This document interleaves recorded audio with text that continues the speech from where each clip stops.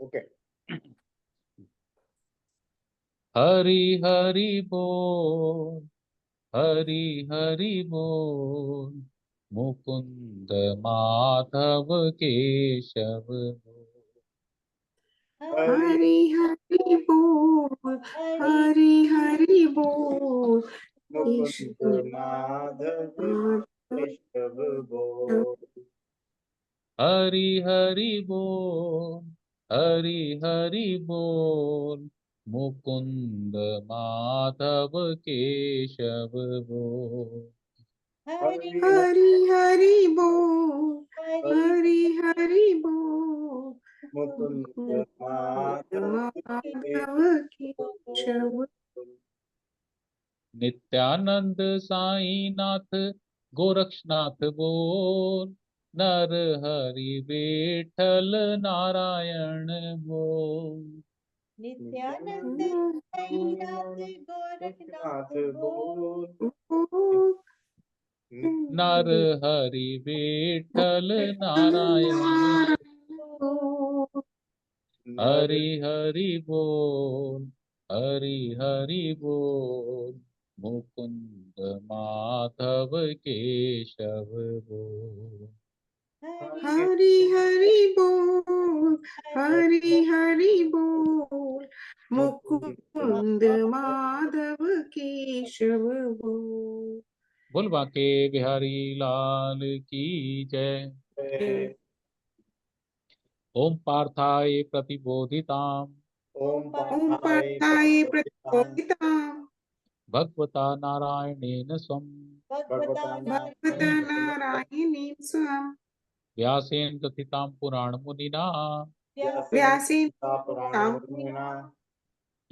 मध्ये महाभारतम् मध्ये मध्ये महाभारतम् महाभारतम् अद्वैतामृतवर्षिणीम् अद्वैतामृतवर्षिणीं वर्षिणी भगवतीम् अष्टादशाध्यायनीम् भगवती दशाध्यायिनी अम्ब त्वाम् अनुसन्ददामि अम्ब हम त्वां त्वां धामी भगवद्गीते भवद्वेषिणीम् भगवत के भवदेषु नमोऽस्तु ते व्यास विशालबुद्धे नमोस्तु नमोस्तुते काल बुद्धि फुल्लारविन्दायत पत्रनेत्र उल्लार पत्रनेत्र पत्र नेत्र येन त्वया भारत तैलपूर्णः ये येन ने भारत भारत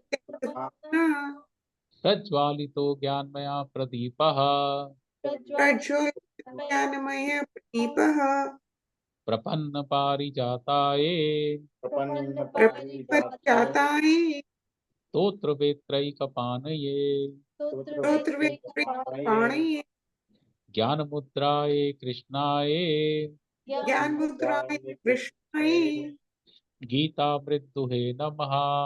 गीतामृत हे नमः। वसुदेवसुतं देवं वसुदेव देवं देवं कंसचाणूरमर्दनम् कंसचाणूरमर्दनम् देवकी परमानन्दम् देवकी परमानन्दम् कृष्णं वन्दे जगद्गुरुम्। कृष्ण वन्दे जगद्गुरुम्। भीष्मद्रोणतटा जयद्रथजला भीष्म द्रोण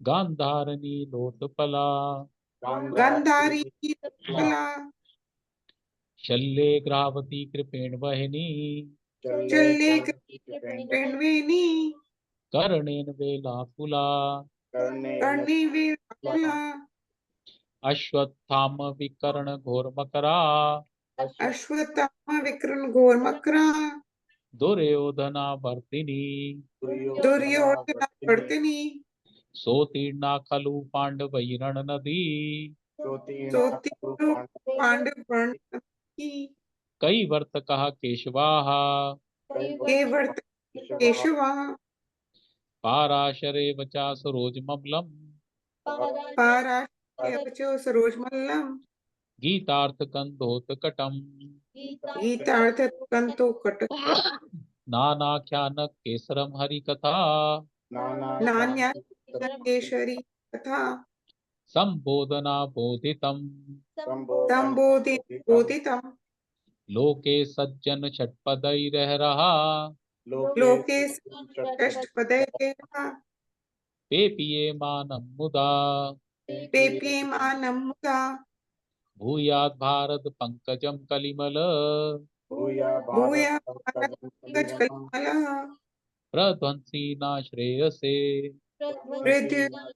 प्रेयसे मूकं करोति वाचालं मूकं करोति वाचालं पंगुं लंघयते गिरिं पङ्गुलङ्घयते गिरिं यत्कृपातं हम वन्दे यत्कृपातमं वन्दे परमानंद माधवम् परमानन्दं माधवम् शान्ताकारं भुजगशयनं शान्ताकारं भुजगशयनं पद्मनाभं सुरेशं पद्मनाभं सुरेशं विश्वाधारं गगनसदृशं विश्वधारं गगनसदृशं मेघवर्णं शुभांगं मेघवाङ्गं लक्ष्मीकान्तं कमलनयनं लक्ष्मीकान्तं कमलनयनं योगीभिर्ध्यानगम्यं योगी प्रज्ञानन्दमयं वन्दे विष्णु भवभयहरं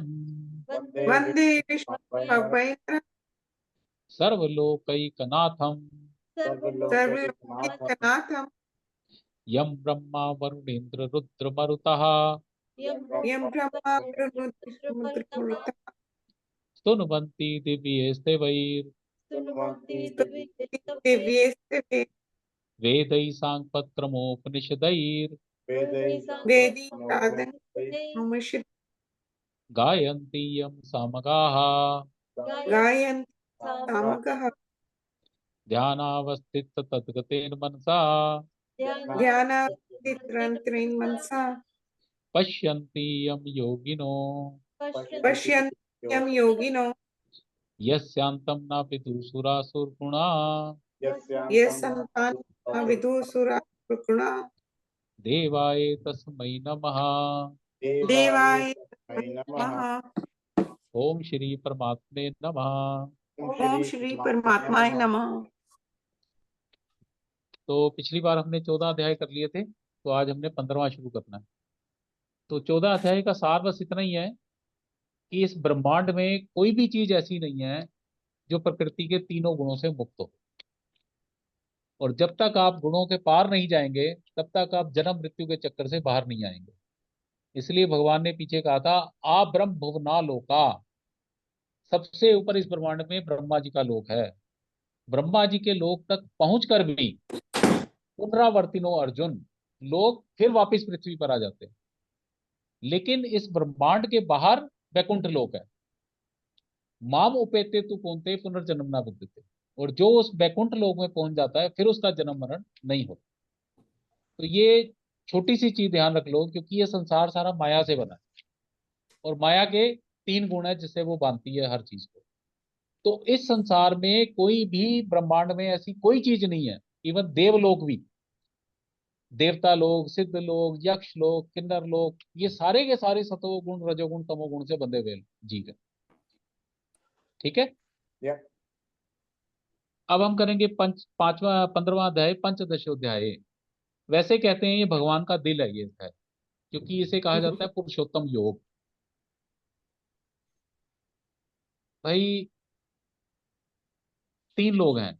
एक तो हम लोग प्राणी हो गए जो कि संसार में बंधे हुए हैं। फिर कुछ लोग हैं जो इनसे छूट जाते हैं, जो ब्रह्म या ईश्वर तक पहुंचने की कोशिश करते हैं और पहुंच की प्रक्रिया में लगभग पहुंच गए, तो उन्हें उत्तम पुरुष कहा गया। लेकिन जो सबसे ऊपर परम पुरुष है उसको पुरुषोत्तम कहा गया। तो भगवान इसमें 3 तरह के वो बताएंगे कि भाई, और भगवान कहते हैं पुरुषोत्तम मैं हूं, और जो जीव मेरे तक पहुंचते हैं वो उत्तम पुरुष है, और बाकी जितने भी हैं ये जीव आत्मा कहलाते हैं। और इसमें क्या है कि इस संसार की कल्पना भगवान ने शुरू के कुछ श्लोकों में एक पीपल के वृक्ष से की, और ये पीपल का वृक्ष जो है ये उल्टा लटका हुआ है। ये जो संसार है, मतलब इसको कंपेयर किया एक पीपल के वृक्ष से जो कि उल्टा लटका हुआ है। जड़ें ऊपर हैं, तना नीचे है, टहनियां निकली हुई हैं, और इसी के अंदर सारा कुछ वो सब योनियां, 84 लाख योनियां, सारे 14 लोग, ये सब इसके अंदर ही बने हुए हैं। तो ये किस तरह से है, ये अब हम इसको शुरू करेंगे। श्री भगवान उवाच श्री श्री भगवान उवाच ऊर्ध्वमूलम अधः शाखम ऊर्ध्वमूलम् शाखं अश्वत्थम प्राहुरव्ययम् अश्वत्थामा अभयम् छन्दांसि यस्य पर्णनानि छन्दांसि यस्य पर्णानि यस्तं वेद स वेदवित्। यस्तं वेद स वेदवित्। ऊर्ध्वमूलम अधः शाखम, संस्कृत में ऊपर को कहते हैं ऊर्ध्व और नीचे को कहते हैं अधा, अधोगति, अधा। ऊर्ध्वमूलम अधः शाखम अश्वत्थम प्राहुरव्ययम्। अश्वत्थ होता है पीपल का पेड़।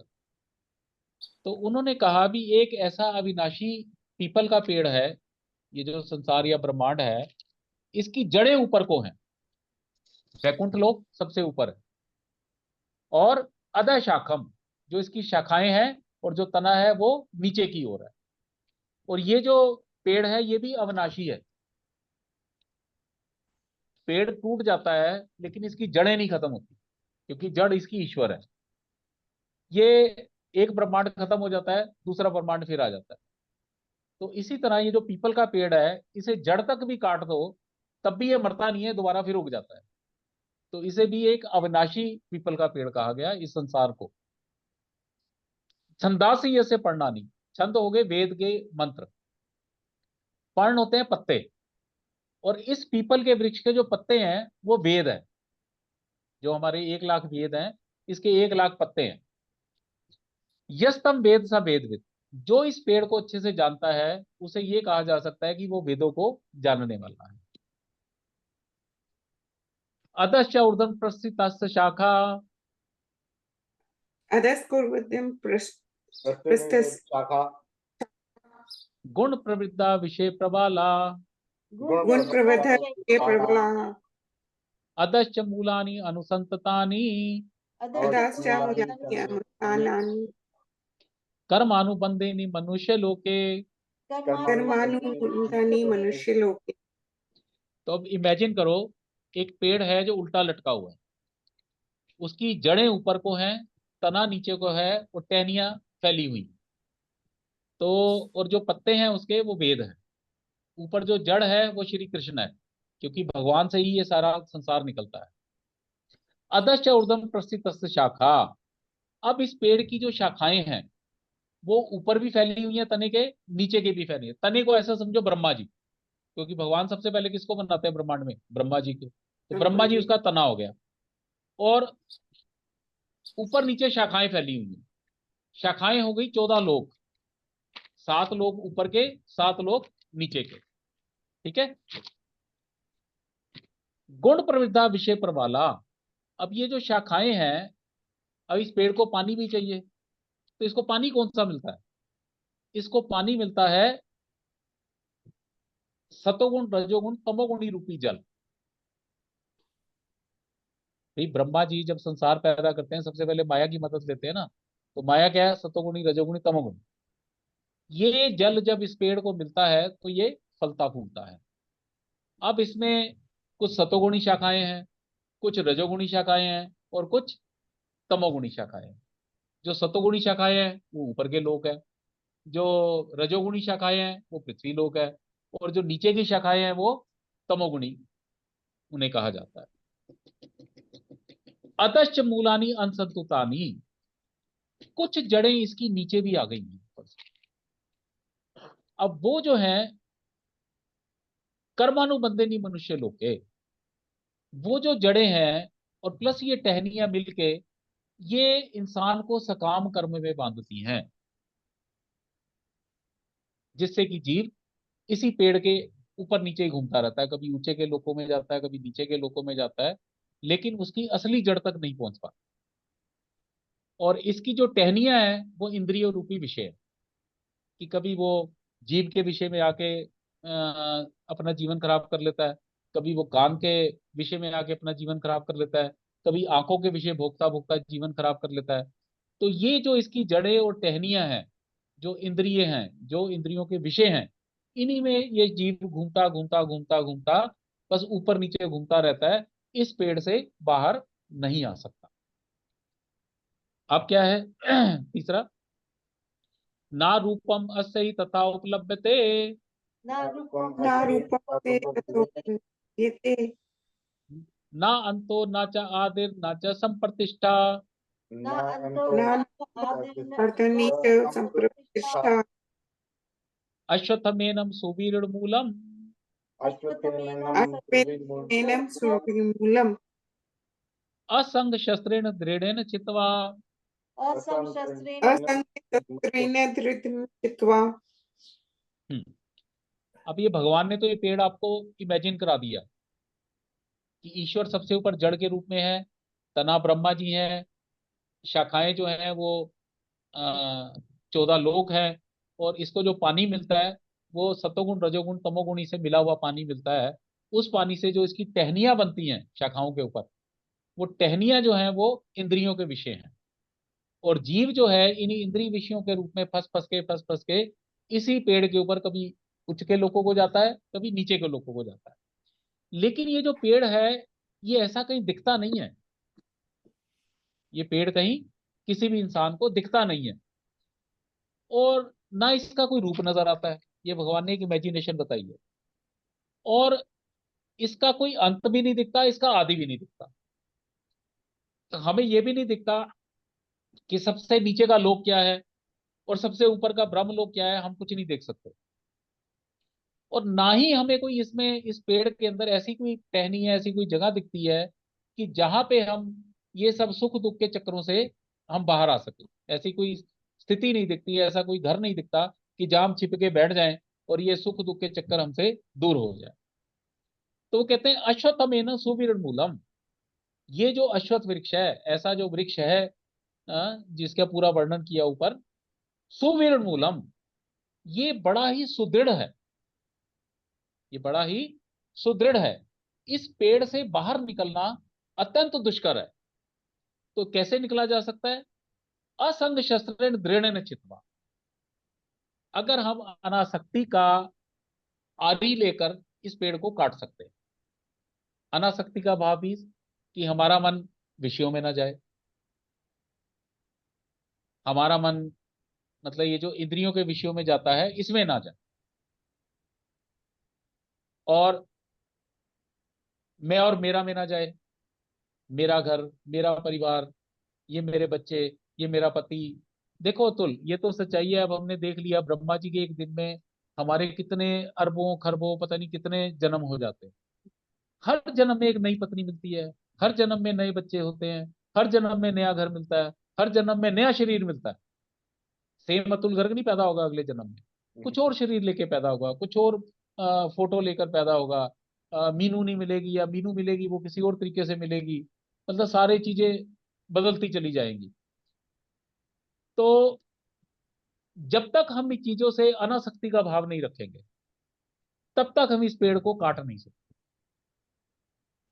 हमें ये मानना पड़ेगा कि किसी जन्म में आके तो हम ये इन सब चीजों से हटें। हर जन्म में क्या होता है, पैदा हुए, पढ़ाई करी, शादी करी, बच्चे करे, बच्चों के लिए जिए, सुखी हुए दुखी हुए, बड़े हुए बूढ़े हो गए, कभी दुख आया, कभी रोग आया, कभी ये आया, और उसके बाद मर गए, नया शरीर। तो हम इसी पेड़ की टहनियों में और इसमें सब घूमते रहते हैं सीधी सी। तो इस पेड़ को ना तो हमें इसका ये पता लगता है कि भाई बहुत ज्यादा करते हैं स्वर्गलोक में पहुंच जाते हैं, स्वर्गलोक से फिर धक्का मार के नीचे आ जाते हैं। कोई गलत काम करते हैं 84 लाख योनियों में घूमने लग जाते हैं, कभी बैल बन गए, कभी कुत्ता बन गए, कभी चिड़िया बन गए, कभी कुछ बन गए। करते करते फिर मनुष्य योनि में आते हैं, थोड़े अच्छे कर्म करते हैं, फिर और ऊपर हो सकता है स्वर्ग से ऊपर जन लोग, ब्रह्म लोग, सत्य लोग, पता नहीं कहाँ कहाँ पहुंच जाते हैं, लेकिन फिर वापिस आ जाते हैं। तो हमें नहीं समझ आती कि इस पेड़ का अंत कहाँ है और इस पेड़ की शुरुआत कहाँ से है, या कहाँ पे ऐसी कोई जगह है कि जहाँ पे हम इस सुख दुख जीवन मरण के चक्कर से बाहर निकले। तो उसमें भगवान ये कहते हैं असंग शस्त्रेण, ये जो मैं और मेरा, ये हम अपना परिवार बना लेते हैं, अपना संसार बना लेते हैं, ये घर मेरा, ये गाड़ी मेरी, ये पत्नी मेरी, ये बच्चे मेरे। जब तक इस भाव से बाहर नहीं निकलेंगे, अनासक्ति का भाव, आसक्ति जब तक खत्म नहीं होगी, मोह जब तक खत्म नहीं होगा, जिस दिन ये हमारे में ये चीजें खत्म हो गई, उस दिन हम इस पेड़ को, अनासक्ति रूप आरी से इस पेड़ को हम काट सकते हैं। आगे है, ततः पदम तत्परिमार्गित्यम ततः पदं तते पदं तत् परिमार्गित्यं यस्मिन् गता न निवर्तन्ति भूयः यस्मिन् गता न निर्वर्तनीय तमेव चाद्यं पुरुषं प्रपद्ये तम एव चत्यं पुरुषं प्रति यतः प्रवृत्ति प्रसिद्धा पुराणी। यते प्रवृत्ति प्रसुता पुराणी। पुराणी। तो भगवान इसमें ये कहते हैं कि अनासक्ति वाला भाव पहले अपने अंदर लाओ, वैराग्य का भाव लाओ। इन चीजों से, मैं वही कहता हूँ ना बार बार, कि हमेशा जब भी मैं ये बात करूं तो एयर होस्टेस को याद करो। 10 घंटे की फ्लाइट है, आपकी पूरी सेवा करती है, लेकिन जैसे ही आप एयरप्लेन से बाहर आते हो, आप कौन और वो कौन। तो इस संसार में कार्य तो सारे करने हैं, लेकिन मन में अनासक्ति का भाव। ये ना हो कि बच्चे, भाई देखो सारी चीजें भगवान करता है, हवा भगवान चलाता है, बारिश भगवान करता है, फल फूल भगवान उगाता है, हमें भगवान शरीर में गर्भ में डालता है, गर्भ में भी हमें वो खाना खुना देता है, फिर गर्भ से हम बाहर आते हैं तो माँ के उसमें दूध भी पैदा कर देता है, और जैसे ही बच्चा खाने लायक होता है दूध बंद कर देता है, फिर दोबारा बच्चा पैदा होता है, फिर दूध शुरू हो जाता है, फिर उसके बाद बच्चा बड़ा हो जाता है, फिर दूध बंद हो जाता है, फिर बड़ा हो रहा है बच्चा, फिर उसके बाद, तो ये सब चीजें अपने आप ही हो रही है ना। आप खाना खाते हो, खाना खाने के बाद आप क्या करते हो भी, उसमें कोई वो एटीपी मॉलिक्यूल बन जाए, या वो ऑक्सीजन निकल जाए, या ये हो जाए, कार्बन डाइऑक्साइड मिल जाए, कुछ नहीं, सब अपने आप हो रहा है। लेकिन जीव 99.9% चीजें इस संसार में अपने आप हो रही हैं, ईश्वर की कृपा से हो रही है। हम 0.001% कोई चीज वो हम करते हैं, और हम उसे समझते हैं ये सब हमारा हो गया, बच्चे मैंने पैदा कर दिए। अरे आपने क्या किया, आपने एक सिर्फ वो प्रोक्रिएशन की एक आपने प्रोसेस किया, उसके बाद बच्चा अपने आप बन गया, माँ के पेट में बच्चा अपने आप बढ़ना शुरू हो गया, आपने क्या किया उसके बाद, कुछ नहीं। लेकिन जरा सा हम घर बनाते हैं, या वो भी चीजें भगवान की हैं, ईंट पत्थर रोड़ी, ये सब कहाँ से आया, सब ईश्वर का दिया हुआ है। लेकिन हम उसे अपना मान बैठते हैं, और अपने आप को कर्ता बना लेते हैं कि जी मैंने किया, जबकि सच्चाई है कि सारी चीजें अपने आप हो रही हैं। और मैं बार बार, ये गीता चीख चीख के कहती है, भाई साहब आप कोई कर्म नहीं करते, ये जितने भी कर्म है ये आपके गुण, जिन्होंने आपको इस शरीर के साथ बांधा हुआ है, वो गुण ही सारे कर्म कराते रहते हैं। सतोगुणी अगर आप में प्रधान है तो सतोगुणी कर्म कराएगा, रजोगुण प्रधान है रजोगुणी कर्म कराएगा, तमोगुण प्रधान है तमोगुणी कर्म कराएगा।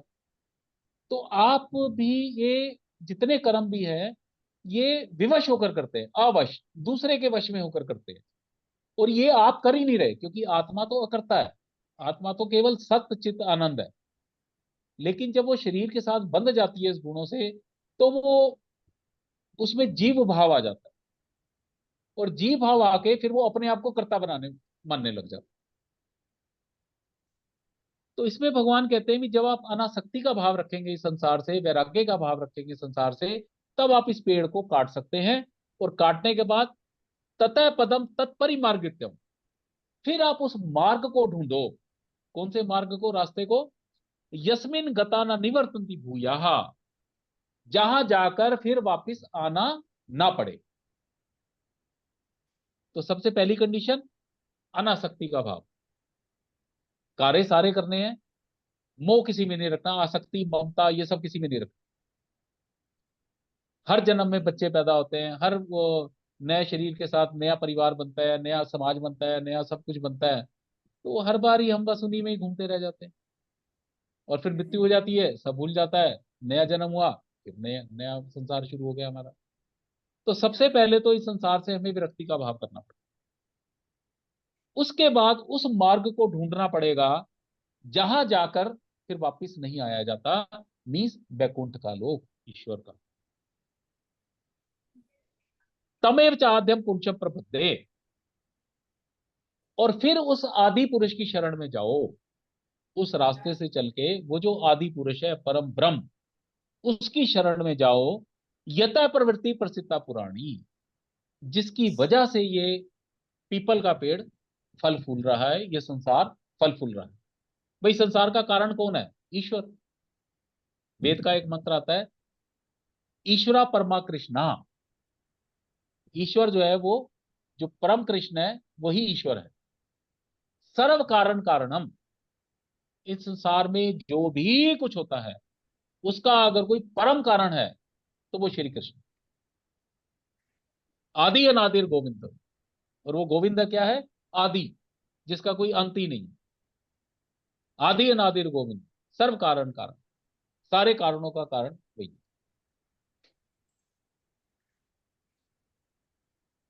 तो सबसे पहले अनासक्ति के भाव लाना है, जिससे कि संसार के प्रति मोह माया खत्म हो, मैं और मेरा का भाव खत्म हो। फिर उसके बाद उस रास्ते को ढूंढना है जिस रास्ते पर चलकर उस ईश्वर के पास पहुंचा जा सके, जिस ईश्वर से ये पीपल का पेड़ भी आया है, और ये सारी की सारी ये जितना भी हमें दृश्यमान जगत है वो सब उसी से प्रकट होता है। फिर आगे और भी उन्होंने कुछ बताया। ये वैसे अगला श्लोक जो है ना, ये संत लोग इसको बड़े ध्यान से पढ़ते हैं। निर्माण मोहा जित संग दोषा, निर्माण मोहाजित संग दोषा, अध्यात्म नित्या विनिवृत्त कामा, अध्यात्म नित्य विनिवृत्त कामा, द्वंद्वैर्विमुक्ता दुख सुख संगई, दुर्विमुक्ता सुख दुख संगै, गच्छन्ति गच्छन्ति अमूढ़ा पदम अव्ययम तत्। गच्छन्ति अमूढ़ा पदम में तत्। तो इसमें भगवान ने बताया ये संसार से बाहर निकलने का मार्ग जो है, सबसे पहले तो अनासक्ति का भाव, मैं और मेरे से का भाव हटाना। फिर उसके बाद उन्होंने कहा भी वो जो रास्ते पे चलोगे तो कैसा, रास्ते में क्या क्या करना पड़ेगा। निर्माण मोहा, जब हमने ज्ञान के वो 20 पढ़े थे 13वें अध्याय में, तो सबसे पहला था अमानित्वम, मान्यता का ना होना। कभी भी हम अपने आप को माननीय पुरुष के या माननीय स्त्री के रूप में ना समझें। हमेशा हम लोगों से कोशिश करते हैं कि भाई ये लोग हमें माननीय समझे, हमें इज्जत दें, हमें ये दें। निर्मान मोहा, जो अपने, जिसने अपने मान को त्याग दिया, अब उसके अंदर मानता का भाव नहीं रहा, अब वो अमानी हो गया। जित संग दोषा, संग दोष होते हैं, ये मेरी पत्नी, वही बात, ये मेरे मित्र, ये संग ही है ना। तो जित संग दोषा, इनसे दोष उत्पन्न होते हैं। भाई पत्नी के साथ संग बहुत ज्यादा करोगे तो पत्नी से ऐसा प्रेम हो जाएगा कि मृत्यु के समय प्राण नहीं निकलते। मैंने आपको बताया था प्राण के समय 4 चीजें बड़ी तंग करती हैं जब मृत्यु आती है। सबसे पहले पति को पत्नी की याद आती है, पत्नी को पति की याद आती है कि इसका क्या होगा। फिर होता है पुत्र, पुत्र या पुत्री, बच्चों का बड़ा वो मोह आता है। जब यमराज आता है आपके प्राण छीनने के लिए तो बच्चे याद आते हैं, इनका क्या होगा। फिर तीसरी चीज कमाया हुआ धन, बड़ी मुश्किल से हमने कमाया धन, खर्च तो करा नहीं, कोई एफडी बना के रखी है, कोई कहीं रखी है, कोई किसी को उधार दे रखा है, कोई किसी को कुछ दे रखा है। तो होता है कि भैया यमराज जी कुछ दिन और दे दो कि भाई मैं वो अपना धन तो यूज कर लूं, उसे वापस तो ले लूं। और चौथा होता है पद। पद मीन्स कि मैं प्राइम मिनिस्टर हूं, मैं आरडब्ल्यूए का चेयरमैन हूं, आप मैं सीईओ हूं अपनी कंपनी का, तो भाई इसका क्या होगा, कंपनी का क्या होगा, इसका क्या होगा। ये 4 मोह जो है ना लास्ट में बड़ा तंग करते हैं। तो जित संग दोषा, ये संग दोष कहे गए कि जिन जिन चीजों से हमारा संगत होती है, तो इसलिए कहा जाता है कि हमेशा सत्संग करो। ये दोष युक्त संग जो है, ये जो मैं, मेरा, मेरा पद, मेरा बच्चा, मेरी माँ, मेरी बहन, मेरा ये सारे ये दोष है जो कि आपको मृत्यु के समय बड़े कष्ट देते हैं। तो जित जित मैंने जीतना, जिसने इन संग दोषों को जीत लिया। दूसरा था ये, पहला निर्माण मोहा, मानता का न होना।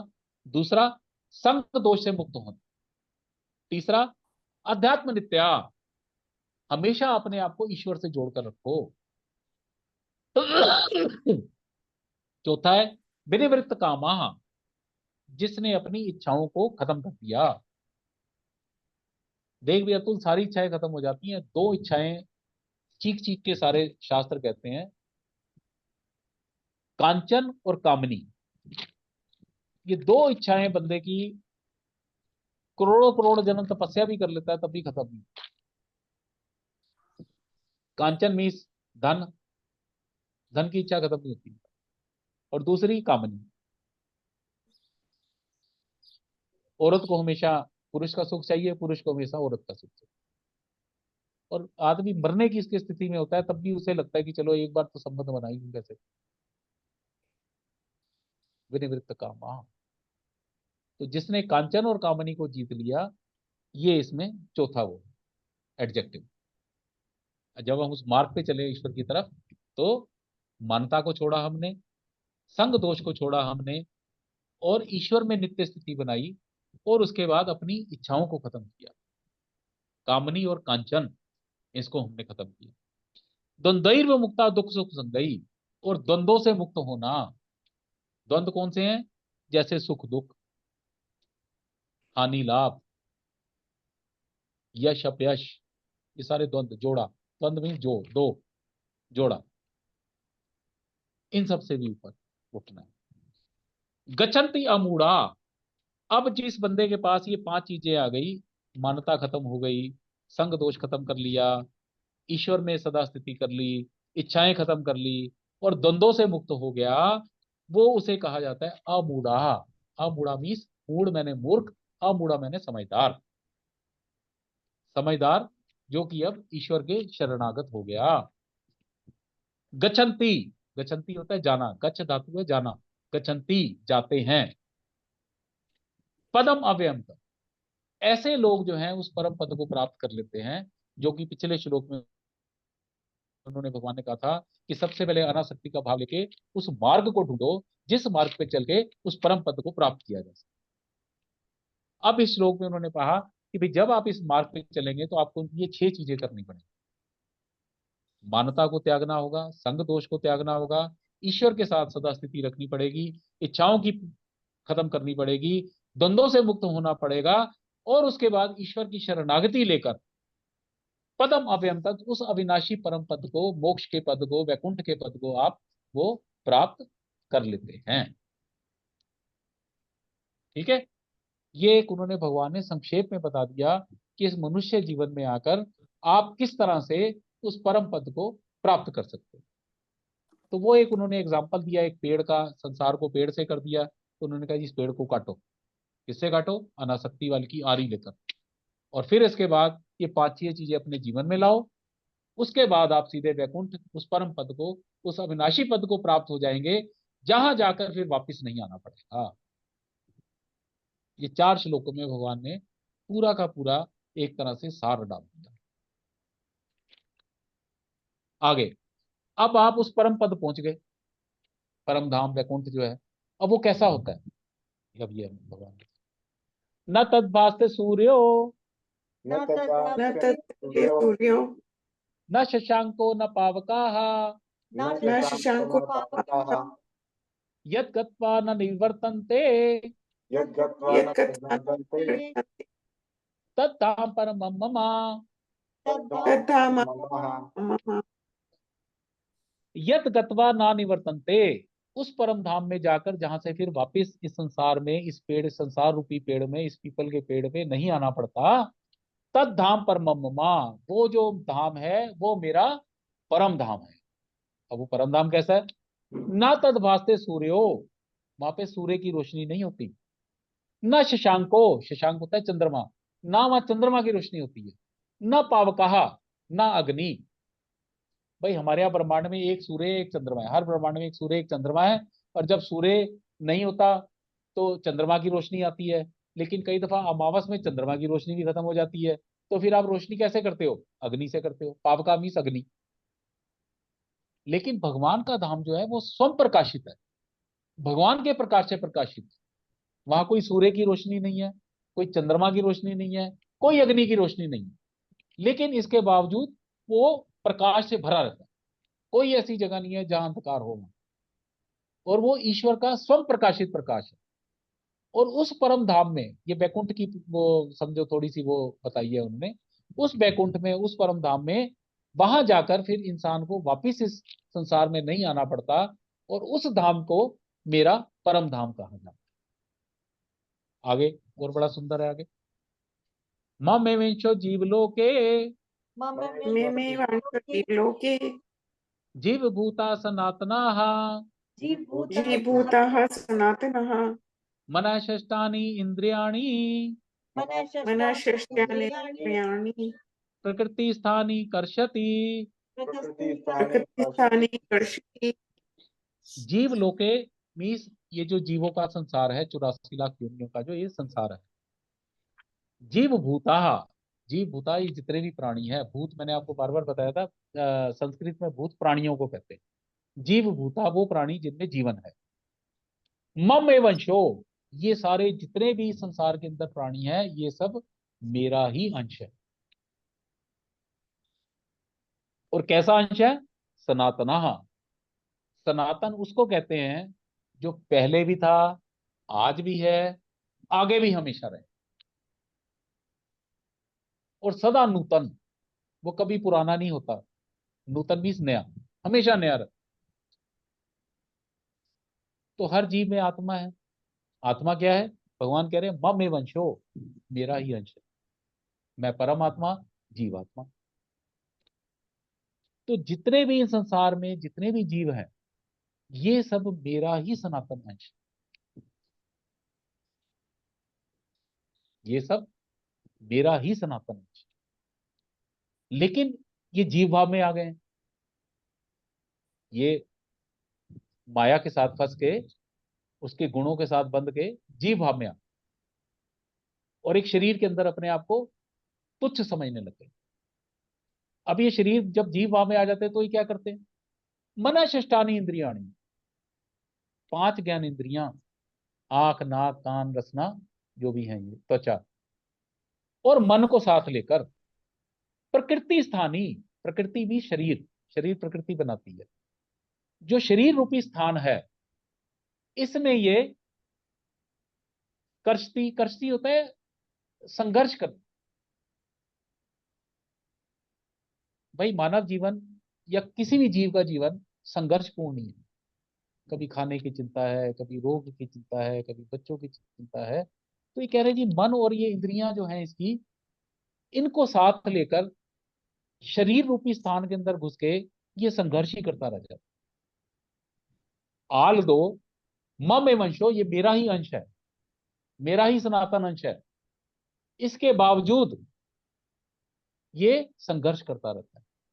कहाँ संघर्ष करता रहता है? प्रकृति स्थानी, प्रकृति मीन्स अलग अलग शरीर, 84 लाख योनियां, उसमें ये जीव घुस के इंद्रियों और मन को लेके विषय भोग में पड़ा है। अच्छे खाने के लिए पड़ा रहता है, अच्छा गाना सुनने के लिए पड़ा रहता है, अच्छा दृश्य देखने के लिए पड़ा रहता है, सेक्स करने के लिए घुसा रहता है। तो कह रहे हैं ये संघर्ष करता रहता है। बड़ा सुंदर श्लोक है अगला, शरीरम यद अवापनोति शरीरम शरीरं यद्वा प्राप्नोति यच्चापि उत्क्रामति ईश्वराः यच्चापि यच्चापि उत्क्रामति गृत्वा एतानि संयाति कृत्वा गृह्यति संयाति वायुर्गन्धान् इव आशयात्। वायुर्गन्धानि इव यास्यता। पिछले श्लोक में भगवान ने कहा कि ये जो जीव है ये मेरा सनातन अंश है, लेकिन कहाँ जाके फंस गया? प्रकृति के शरीर में फंस गया है। और शरीर प्रकृति का खत्म होता रहता है, तो ये क्या करता है? एक से दूसरे शरीर में जाता रहता है। शरीरम यद अवापनोति यच्चापि उत्क्रामति ईश्वरः, ये पुराना शरीर छोड़ता है। उत्क्रामति होता है छोड़ना, पुराना शरीर छोड़ता है।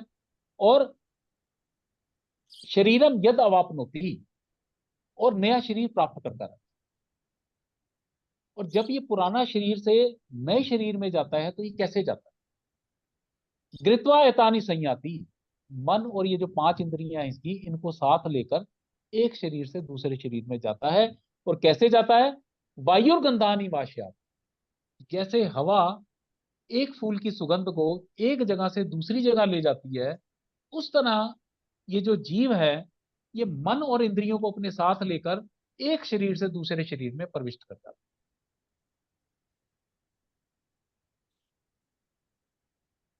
अतुल आ गया समझ? Yeah. जीव कायदे से तो ईश्वर का ही अंश है, लेकिन ये शरीर के अंदर बंध जाता है माया के गुणों से, और फिर जब वो शरीर खत्म हो जाता है तो उस शरीर में ये अकेला नहीं निकलता, आत्मा अकेली नहीं निकलती, ये अपने साथ मन को भी ले आती है और 5 इंद्रियों को भी ले आती है, ज्ञान इंद्रिय, उन सब को लेकर ये एक शरीर से दूसरे शरीर में प्रविष्ट कर जाता है। कैसे प्रविष्ट कर जाता है?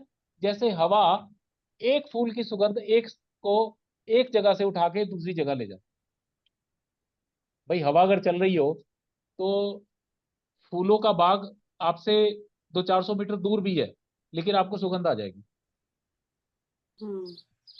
तो जैसे हवा सुगंध को एक जगह से दूसरी जगह ले जाती है, उसी तरह ये जो जीव है, जो आत्म तत्व है, ये मन को और इंद्रियों को अपने साथ जकड़ के रखता है। भाई शरीर तो नष्ट हो गया, लेकिन ये मन और इंद्रियों को साथ लेके दूसरे शरीर में घुस जाता है, और फिर दूसरे शरीर में घुस जाता है तो क्या करता है? श्रोत्रम चक्षु स्पर्शनम चा श्रोत्रम चक्षु स्पर्शं च रसनम घ्राणम एव चा रसनमेव च अधिष्ठाय मनश्चा अयम अधिष्ठाय मनश्चाय विषयान उपसेवते। विषयानुपसेवते। तो अब ये भगवान ने बताया कि मन के साथ 5 इंद्रियां कौन सी जाती हैं? श्रोत्रम कान, चक्षु देखने आंखें, स्पर्शनम त्वचा, रसनम जीवा, घ्राणमेव सुगंध गंध नाक, ये 5 इंद्रियों को लेकर अधिष्ठाय मनश्चय, और मन इसका अधिष्ठाता है। ये मैंने आपको पहले भी कई बार कहा था कि इंद्रियां जो है ना मन को खींचती हैं, क्योंकि जिस इंद्री के साथ मन होगा वही इंद्री सक्रिय होगी। अगर मन मेरी नेत्र इंद्री के साथ है तो मैं सिर्फ देख रहा होता हूं एक पर्टिकुलर चीज, उसमें कोई आवाज भी आ रही होती है तो मैं सुन नहीं पाता, क्योंकि मेरा मन आंख के साथ लगा। जब मेरा मन कान के साथ लगा होता है तो मैं सामने से कोई चीज निकल भी जाए मैं उसे देख भी नहीं पाता, क्योंकि मन मेरा यहां लगा। मैं खाना खा रहा हूँ, बड़ा ही टेस्टी खाना खा रहा हूँ, खाते खाते मुझे ये भी नहीं पता लगता किसने क्या कहा और कोई सामने से भी निकल भी गया। तो मन जो इंद्रियां जो होती हैं वो मन को खींचती हैं, क्योंकि जब तक मन उनके साथ नहीं है वो एक्टिव नहीं हो पाती। तो इसलिए भगवान ने कहा कि ये पांचों की पांचों इंद्रियां जो है मन को खींचती रहती है। जैसे एक जीव की एक पत्नी होती है एक इंसान की हमारे, तो जीव की 6 पत्नियां होती हैं। 5 इंद्रियां हो गई, एक मन होगा, और सारी जीव को अपने पास खींचती रहती है। कोई कह रही है चलो खाना खिलाओ अच्छा, कोई कह रही है अच्छा गाने सुनाओ, कोई कह रहा है अच्छा देखो पिक्चर देखो, कोई कह रहा है भी प्रेमिका के पास चलो, प्रेमी के पास चलो। तो ये ऐसे करते करते क्या होता है? विषयान उपसेवते, ये जो इंद्रियों के विषय हैं इनका सेवन करने में ही लगे रहते हैं। तो जीव जो है अपना मूल तत्व भूल जाता है और अब वो विषयों के सेवन में ही लगा रहता है। मैंने आपको बताया था कि ज्यादातर 84 लाख जीवों में एक ही इंद्रिय सक्रिय होती है ज्यादा। हाथी में त्वचा है, हिरण के अंदर कान की इंद्रिय है, और मच्छर के अंदर देखने की इंद्रिय है। वो एक एक इंद्रिय से मर जाते हैं, लेकिन मनुष्य जो है इसमें पांचों की पांचों इंद्रियां स्ट्रोंग है। मनुष्य के अंदर पांचों की पांचों इंद्रियां स्ट्रोंग है, और वो विषयों में ही घूमता रह जाता है, सीधी सी बात। अब आगे है उत्क्रामंतम सितम वापी वापि भुंजानन वा गुणान्वितम बुच्चानपागुणान्वितं विमूढ़ा न अनुपश्यन्ति विमूढा पश्यन्ति पश्यन्ति पश्यन्ति ज्ञान चक्षुषाः।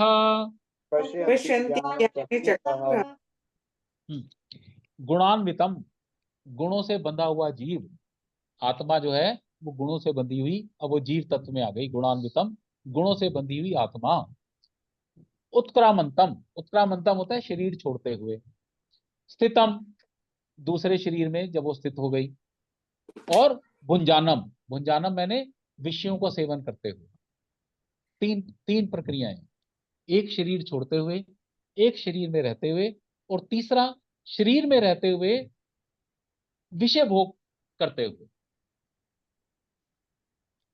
विमूढ़ा ना अनुपश्यंती, मूर्ख लोग ये चीज नहीं देख सकते, क्योंकि मूर्ख को तो शरीर ही दिखता है। ये कुत्ता है, ये बिल्ली है, ये इंसान है, ये है, ये है। वो ये नहीं देखता कि भाई इसके अंदर एक शाश्वत जीव है जो कि माया के बस में आकर ये सब योनिया भी भोग रहा है और ये सब विषयों का भी भोग कर रहा है। ना अनुपश्यंती, मूर्ख लोग ये सब नहीं देख पाते। शरीर छोड़ते हुए नहीं देख पाते जीवात्मा को, शरीर में रहते हुए नहीं देख पाते जीवात्मा। वो तो शरीर ही देखते हैं ना, आत्मा तो नहीं देख सकते। लेकिन पश्यंती ज्ञान चक्षुषा, जिनके ज्ञान चक्षु खुल गए हैं वो ये देख ले कि भैया ये अतुल गर्ग है, ये मनुष्य योनि में क्यों आया। ये तो अच्छा खासा पिछले जन्म में देवता योनि में था, तो पता लगा भी इसके इतने ही वो थे, तो ये करके आ गया। और अब ये आगे कौन से शरीर में जाएगा। तो जिसके ज्ञान चक्षु खुल जाते हैं वो ये सारी चीजें देखते हैं। लेकिन हमारे जैसे मूर्ख लोग ये नहीं देख पाते। हम सिर्फ शरीर देखते हैं, हम आत्म तत्व को नहीं देख पाते। हम ये भी नहीं देख पाते कि भाई ये पिछली कहाँ से आया, मतलब शरीर छोड़ने के बाद दूसरा शरीर कौन सा ग्रहण करेगा, ये हम नहीं देख पाते। लेकिन जिसके ज्ञान चक्षु खुले हुए हैं वो ये सब देख ले। देखो भगवान ने एक कह दिया, मम वंशो जीव लोके, कि ये जो जितने भी संसारिक जीव हैं ये सब मेरा ही अंश है। लेकिन जब इनमें जीव भाव आ गया तो फर्क क्या रह जाता है भगवान में। भाई भगवान तो सारे शरीरों में रहते हैं। कई जगह भगवान ने कहा ईश्वर है सर्वभूतानाम हृदय तिष्ठति, कि ईश्वर जो है सभी जीवों के हृदय में रहता है। लेकिन जीव तो एक ही शरीर में रहता है। मैं अगर अनिल चुप के शरीर में हूं तो मुझे नहीं पता कि मैं पिछला कौन सा शरीर था मेरा। और मैं इसमें अनिल चुप के ही शरीर में हूं। अगला जन्म हो सकता है मेरा किसी और नाम से हो जाए, राकेश गर्ग के नाम से हो जाए। अब मैं फिर अगले जन्म में राकेश गर्ग के शरीर में चला जाऊंगा। लेकिन मुझे तब ये नहीं पता लगेगा कि पिछले शरीर में क्या था। हालांकि मैं ईश्वर का ही अंश हूं, लेकिन मैं बंध गया हूं। लेकिन ईश्वर बंधे नहीं है, ईश्वर सबके हृदय में स्थित है। ईश्वर ये भी जानते हैं कि भाई पहले क्या था, ये क्या था, वो क्या था, संसार कब से, उसे सब पता है। अब मेरे और ईश्वर में क्या भेद आ गया। ईश्वर तो आज भी अनंत रहा, वो आज भी सभी शरीरों में व्याप्त है। लेकिन मैं एक पर्टिकुलर शरीर में आके इनफाइनाइट से फाइनाइट हो। लेकिन इस फाइनाइट को भी ज्ञानी लोग तो देख लेते, लेकिन जो मूर्ख आदमी है वो नहीं देख पाता। वो तो सिर्फ शरीर ही देखता है कि भैया ये पैदा हुआ था, अब मर गया। अब मर गया तो कहाँ गया कुछ नहीं पता। अटकले लोग लगाते हैं जी स्वर्गवासी हो गए, स्वर्ग चले गए। कोई कह रहा है जी पितर लोग चले गए, कोई कह रहा है जी ब्रह्म लोग चले गए। पता किसी को कुछ नहीं है। लेकिन जिनके ज्ञान चक्षु खुल जाते हैं उन्हें सब पता लगता है। इसलिए मैं बताया ना, मेरा गुरु कहता था कि जब आप शरीर छोड़ते हैं ना तो गुरु आपके सामने है। जो भी आपका इस जीवन में आपने गुरु धारण नहीं किया, पिछले जन्म का है। 3 बार वो आपसे कोशिश करेगा आपसे कांटेक्ट करने की। लेकिन आप इतने बावले हुए होते हो अपने पत्नी बच्चों में, ये वो, आपको लगता ही नहीं कि मैं मर गया। आपको लगता है यार ये मेरा शरीर पड़ा, मैं अभी इसमें अंदर घुस जाऊंगा। तो गुरु आपको बुलाते हैं, आप जाते ही नहीं हो। कह रहे भाग यहाँ से, कौन है तू। गुरु कह रहे भाई मैं तेरा गुरु हूँ। और कोई गुरु नहीं होता, ये देखो मैं, मेरी बीवी रो रही है, मैं अभी शरीर में जाके अभी अभी फिट होता हूँ अंदर। सुनते ही नहीं है वो गुरु। तो जब 3 बार वो गुरु कोशिश करता है, जब आप नहीं सुनते, फिर वो चला जाए।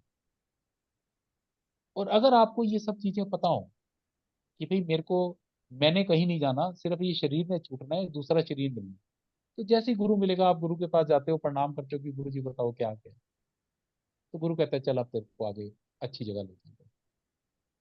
जो भी तेरे कर्म है कुछ उन्हें काट देगा, कुछ और करेगा, कुछ अपनी कृपा करेगा। तो जो ज्ञानी लोग होते हैं वो देख सकते हैं। हमारे शिवानंद बाबा कहते थे, एक बार ये लोग गए वहां कहीं, शिवानंद बाबा ना वहाँ काला पानी जो था, कह रहे हैं भैया इतनी आत्माएं वहां थी कि चित्कारे कर रही थी। कह रहे मेरा 2 दिन का प्रोग्राम था, मैं फिर एक हफ्ता रहा। एक हफ्ता रह के मैंने उन सारी आत्माओं को इकट्ठा किया और उनको सबको मुक्त किया। कह रहे पता नहीं कितने सालों से वहां वहीं भटक रही थी जीवन, जो सूक्ष्म शरीर है। तो जो जिसके ज्ञान चक्षु खुले हुए हैं, जो ज्ञानी हो गया, जो योगी हो गया, जो सिद्ध हो गया, वो सब देख लेता है। आप शरीर से बाहर निकलोगे वो देख लेगा, पकड़ लेगा आपको, आ जाओ भाई कहाँ जा रहे हो, कम है। लेकिन हमें नहीं दिखता। तो यही भगवान यहाँ कह रहे हैं, विमूढ़ा नानुपश्यन्ति। जो मूर्ख है उसे कुछ नहीं दिखता कि कैसे उसने शरीर छोड़ा, कैसे नया शरीर धारण किया, कुछ नहीं दिखता। पश्यन्ति ज्ञान चक्षुषा। पश्यन्ति मैंने होता है देख, पश्य होता है देखना। लेकिन जिनके पास ज्ञान की आंखें खुली हैं वो ये सब देख लेते। क्या देख लेते हैं? तीनों क्रियाएं देख लेते हैं। शरीर छोड़ते हुए, शरीर में रहते हुए, और शरीर में रहते हुए आप जो भी उल्टे सीधे काम करते हो। मैंने बताया ना, मैं एक बार गुरु की कुछ कर दी तो मैं मिला, कह रहा क्यों बे गाली दे रहा था मुझे उस दिन तू। Denoid। उन्हें पता है शरीर के अंदर रहते हुए मैं क्या सोचता हूँ, क्या करता हूँ, और सब गुरु कहता है मेरा, कह रहा मेरे पास टीवी लगे हुए हैं, मुझे सब दिखता है तुम्हारा क्या करते हो तुम। कह रहे माँ के सामने तो तुम सिर्फ वो शरीर से नंगे होते हो, छोटे होते हो, मेरे सामने तो तुम अंदर से भी नंगे होते हो। मुझे सब पता है तुम क्या सोच रहे हो, क्या कर रहे हो, क्या तुम्हारे दिमाग में प्रपंच चल रहा है, क्या नहीं चल रहा। He knows everything. आज भी उनका सब वेबिनार था तो एक बड़ा अच्छा टॉपिक लिया उन्होंने। उन्होंने कहा भी बहुत मन की कर ली। नाउ हम हमेशा हर चीज मन की करते हैं। मेरा मन सोने को कर रहा है, सो गए। मेरा मन आज सेक्स करने को कर रहा है, सेक्स कर लिया। मेरा मन आज गाड़ी चलाने को कर रहा है, गाड़ी चला ली। कह रहे यार don't do this now. Live your life not as per your wishes, not as per your conditions. Live life as per your priorities।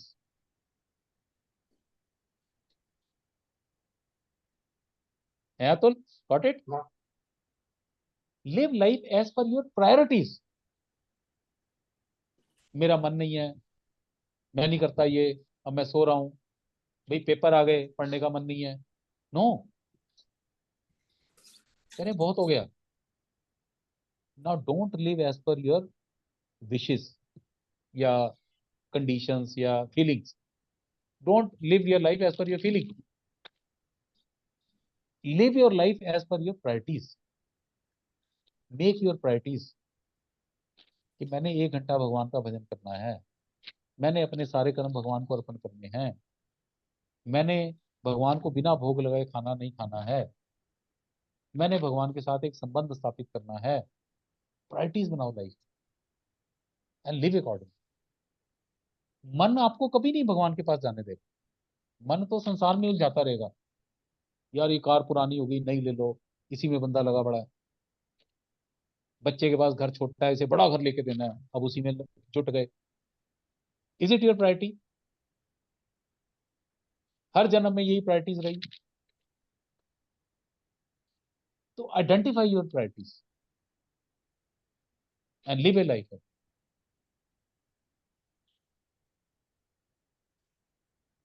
अध्यात्म is not happiness. Adhyatma is being better than your best. सिर्फ इस जीवन को ना सोचो, आगे भी सोचो।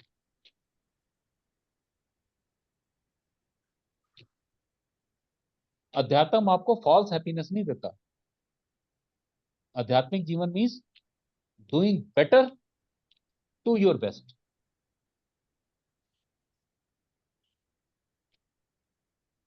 टाइम हो गया क्या? चलो एक श्लोक और ले लेते हैं। हाँ। यतन्तो योगिनश्चैनम यतन्तो योगिनश्चैनं पश्यन्ति आत्मनि अवस्थितम् पश्यन्ति आत्मनि अवस्थितं यतन्तो अपि अकृतात्मानो यतन्तो अपि कृतात्मानो नैनं पश्यन्ति अचेतसाः। नैनं नैनं पश्यन्ति पश्यन्ति चेतसा। ये भी वैसे ना इसी का थोड़ी सी उन्होंने एक्सटेंशन कर दी। यतन्तो प्रयत्न करता हुआ योगी जन, जो योगी अपने आप को आत्मा में स्थित होने का प्रयत्न कर रहा है, पश्यन्ति आत्मनि अवस्थितम, वो भी ये तीनों चीजें देख लेता है कि जीव शरीर में कैसे रह रहा है, शरीर से कैसे बाहर आ रहा है, कैसे दूसरे शरीर में जा रहा है, और दूसरे शरीर में रह के या पहले शरीर में उसने क्या क्या कार्य किए। तो प्रयत्न करता हुआ योगी भी, जिसकी अभी आंखें पूरी खुली नहीं है लेकिन वो प्रयत्न कर रहा है अपने आप को आत्मा में स्थित करने वाला, वो भी उसके पास इतनी पावर पहले से ही आ जाती है कि वो ये सब चीजें देख लेता है। आगे, यतन्तो अपि अकृतात्मानो नैन पश्यन्ति अचेतसा। अचेतसा मीन्स जिसका मन भगवान में नहीं लगा हुआ, लेकिन ये प्रयत्न तो वो भी कर रहा है, लेकिन वो प्रयत्न क्या कर रहा है, वो राम बाबा की तरह बाबा रामदेव का योग कर रहा है। ये योग किस लिए कर रहा है? शरीर स्वस्थ रहे, आत्मशुद्धि के लिए नहीं कर रहा, शरीर की स्वस्थता के लिए कि भी ये बीमारी ना हो। वो प्राणायाम कर लिया, ये कर लिया, कपाल भारती कर ली, ऐसे कर लिया, वैसे कर लिया। तो उसको वो जो योगी मतलब रामदेव टाइप बाबा टाइप योगी हैं, वो बेसिकली अध्यात्म में नहीं जा रहे, वो तो शरीर ठीक करने हैं सिर्फ। तो उसे उन्होंने कहा अकृतात्मानो, प्रयत्न तो कर रहे हैं लेकिन वो प्रयत्न ठीक उसमें नहीं कर रहे। तो ऐसे भी योगी जन जो शरीर से तो लाल रंग के भगवे कपड़े धारण किए हुए हैं और योग कर रहे हैं, ये कर रहे हैं, वो कर रहे हैं, वो नहीं देख सकते। लेकिन जो योगी प्रयत्न कर रहा है अपने आप को अपनी आत्मा में स्थित करने का, वो भी ये सब देख सकता है। ठीक है, तो यहीं पे खत्म कर लें फिर। ठीक है। बाकी इसमें 8 श्लोक और हैं, लेकिन ये सारे अच्छे श्लोक हैं बड़े। या आगे वाले भी ना बड़े सुंदर हैं। इतने 11 श्लोक को भी थोड़ा सा ध्यान से मनन करोगे तो तुम्हें बड़ा अच्छा लगेगा। तुम्हें लगेगा यार ये तो नई चीज दिख गई, भगवान ने और क्लैरिटी दे दी। या अब बस भगवान ने क्लैरिटी दे दी है सारी आगे। the level of detail is amazing. है Level of detail and everything is so amazing. ये सारा कुछ डाल दिया उसने। सारा नहीं, संसार रूपी पेड़ अनासक्ति के भाव से इसे काटो, मानता को छोड़ो, द्वंद्वों को छोड़ो, इच्छाओं को छोड़ो और उस पद को प्राप्त करो। और वो पद कैसा है? जहां ना सूर्य है, ना चंद्रमा है, ना वो अग्नि है का प्रकाश है, स्वयं प्रकाश है। और वहां जाकर फिर वापिस नहीं आना। और एक शरीर से दूसरे शरीर में कैसे जाते हैं? जैसे हवा एक सुगंध को एक जगह से दूसरी जगह ले जाती है। और ये सब क्रियाएं जो जिसकी आंखें खुली हुई हैं, जो असली योगी है, वो देख लेता है। मैं तो कह रहा हूं मेरे को तो जीवन में ऐसे गुरु मिले जो देखते ही बताए थे, ये पिछले जन्म में ये बैगेज लेकर आए हो तुम, उससे पीछे ये थे, उससे वो 2 मिनट में बताए थे।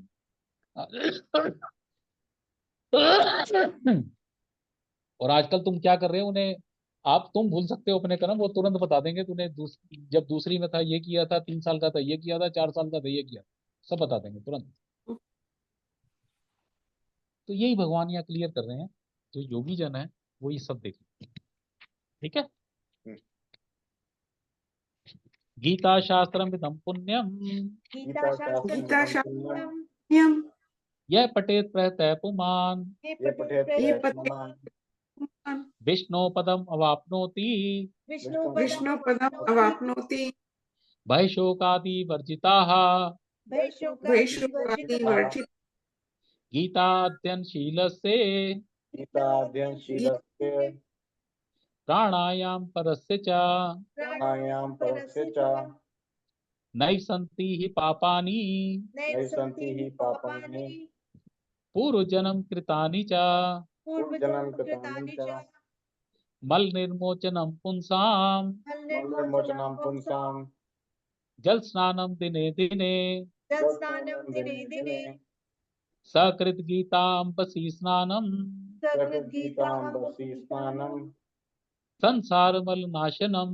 संसारमलनाशनम गीतासु गीता कर्तव्या गीता सुगीता कर्तव्य किम अन्नै शास्त्र विस्तरै किम अन्नै शास्त्र विस्तरै या संपद्मनाभस्य या स्वं पद्मनाभस्य मुखपद्मात् विनिसृता मुखपद्मात् विनिसृता भारत अमृत सर्वस्वम अमृत सर्वस्वं विष्णोर्वक्त्राद् विनिसृतम विष्णुवक्त्राद् विनिसृतं गीता गंगोतकं पीत्वा गीता गंगोतकं पीत्वा पुनर्जन्म न विद्यते पुनर्जन्म न विद्यते सर्वो उपनिषदो गावो सर्वो उपनिषदो गावो दोग्धा गोपाल नंदनाः दुग्धा गोपाल नंदनः पार्थो वत्सा सुधीर्भोक्ता पार्थो वत्सा सुधीर्भोक्ता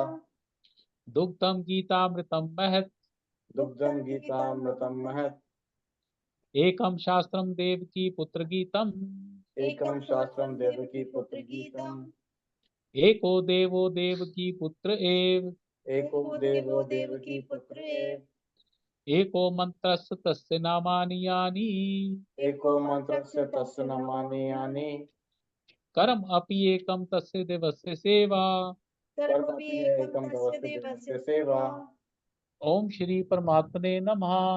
ओम श्री परमात्मे नमः ओम श्री परमात्मने नमः। ओम श्री परमात्मे नमः।